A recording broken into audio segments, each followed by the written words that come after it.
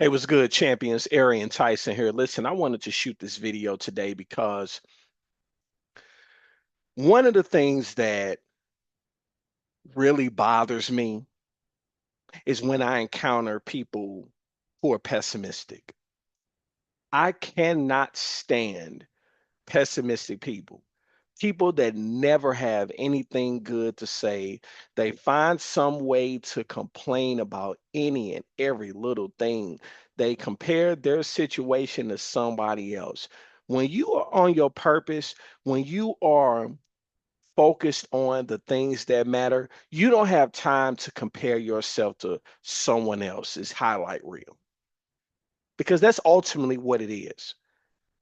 People get so caught up in trying to keep up with people that are not even thinking about them, right? And it just gets to a point where you have to learn the importance of staying optimistic. And so someone asked me a question recently, and they asked me, Arian, what do optimists do differently? So that's what has inspired this video today. And I'm going to share with you three different things that optimists do differently in this video. And if you get value from this video, feel free to like, comment, and share this video. Now, I understand that we're creatures of habit. And I know you've heard different things that, it takes 21 days to create a habit. I think it takes more than that. Sometimes people say it take 30 days. Some people say it take 90 days. I think around that 65, 66-day range is a sweet spot. So that equates to about 9 weeks, a little bit over 9 weeks to create a habit. So you're talking about just over 2 months to create a habit. And so here's the thing. Here's what's been proven is that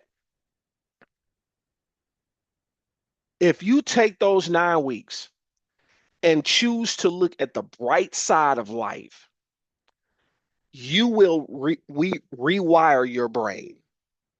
So if the grass looks greener on the other side, stop staring. If it looks greener on the other side, stop comparing. If it looks greener on the other side, stop complaining and start watering the grass that you're standing on. And truly, the most powerful weapon against stress on the average day is our ability to choose one thought or response over the other. And the peace and happiness of your life in the long run, it heavily depends on the quality of your daily thoughts and your daily responses. Optimism has to be your choice. Optimism is your choice today. It's not an inborn trait bestowed on a lucky few. It is a skill that can be learned and honed. So having said all that, I'm going to give you in this video three key things that optimists do differently on a regular basis, and most of it is behind the scenes. Number one, optimists make optimal use of the available options. What do I mean? Most people get irritated by those who seem too optimistic, but this is often just an unfortunate misinterpretation of the difference between an optimist and an idealist. An optimist is really just a positive realist who is neither naive nor in denial nor blind to the realities of life. Okay? An optimist believes in the optimal usage of all the available options, no matter how narrow the supply. And as a result, optimistic people are able to better see the bigger picture. They can more accurately visualize, and manage the present possibilities. For comparison's sake, an idealist focuses only on the absolute best aspects of situations, and a pessimist sees no positive possibilities at all. And I know a lot of those people, and I have chosen to distance myself from them. I'm not even engaging in meaningful conversations with them because I'm not going to let them suck the life out of me like some type of blood sucking tick. I'm not having it. But an optimist strives to see all the possibilities so they can find the best possible option among them. So when picking lemons off a lemon tree, for example, an idealist reaches for the ripest looking lemon and expects it to be the tastiest. A pessimist, on the other hand, settles for whichever one is closest, while an optimist picks all the lemons in sight and make lemonade. Okay? That's point number one. Point number two, optimists give themselves grace and acceptance.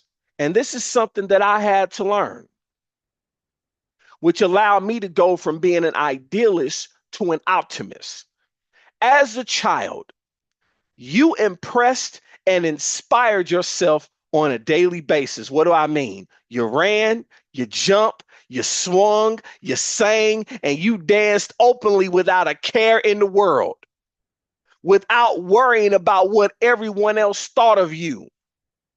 You didn't need anyone else's constant approval or constant validation because deep down inside, you knew you were amazing. But as you grew into adulthood, the pressure from peers, it's a reason why they call it peer pressure. The pressure from popular media, the pressure from social media, the pressure from society as a whole, it began to wear on you. And you started, as a result, comparing yourself to everyone around you. You judged and you measured your body. You measured and judged your lifestyle. You measured and judged your career. You measured and judged your relationships against other people's lives. And when you realized that many of these people have things that you do not, bitterness set in. And you gradually stopped appreciating all the great things you do have in your life. Optimists defend themselves against this self-dislike in two primary ways.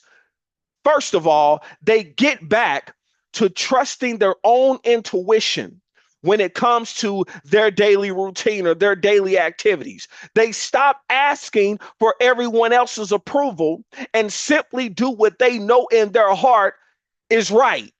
Secondly, optimists don't judge themselves against a set of unrealistic third-party ideals. They let go of the ideals and instead they hold on to the belief that they are always good enough just the way they are, even as they grow into stronger, wiser versions of themselves. And that latter part is very important because it stresses the importance of not being complacent.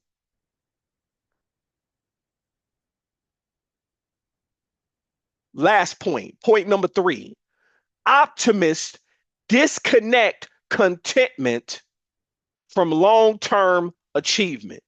In order to be optimistic, ladies and gentlemen, you have to be generally content with your life. In order to find this contentment, you have to look within yourself.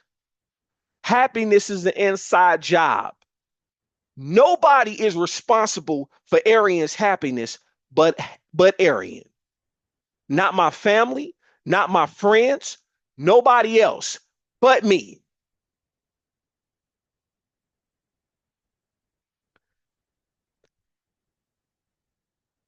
Happiness, after all, as I said, is mostly an inside job. And if you constantly look for happiness outside of yourself by tying it to a specific achievement you must reach, for example, you have two big problems. One, you may never succeed. If you feel like something is wrong with you and absolutely needs to be fixed as soon as possible, but you continuously fall short of fixing it, you will start yourself on a downward spiral where every time you fail to fix it, you begin to feel even worse. Eventually, you will be unable to succeed simply because you no longer believe in your ability to do so. And then the other problem is you may succeed and decide you want even more. If you feel like something is wrong with you and absolutely needs to be fixed, and you succeed at fixing it, you will likely find something new about yourself that needs fixing too. Maybe you've lost 20 pounds, but now you want tighter abs. Maybe you've paid down your debt, but now you want a bank account with $1 million in it. You get the idea, right? It's a never ending cycle for your entire life. And guess what? You never reach it because you're always looking for happiness from external achievements. You don't find the happiness from within, so you look to other sources. Here's the problem with that. Here's the difference. Optimists set boundaries and disconnect long term achievement from daily contentment and happiness. They give themselves permission to enjoy each moment without the need for anything more. They are present in the moment. This isn't to say they are complacent. Let's be clear. They still set goals. They still build habits. They still help others. They still grow.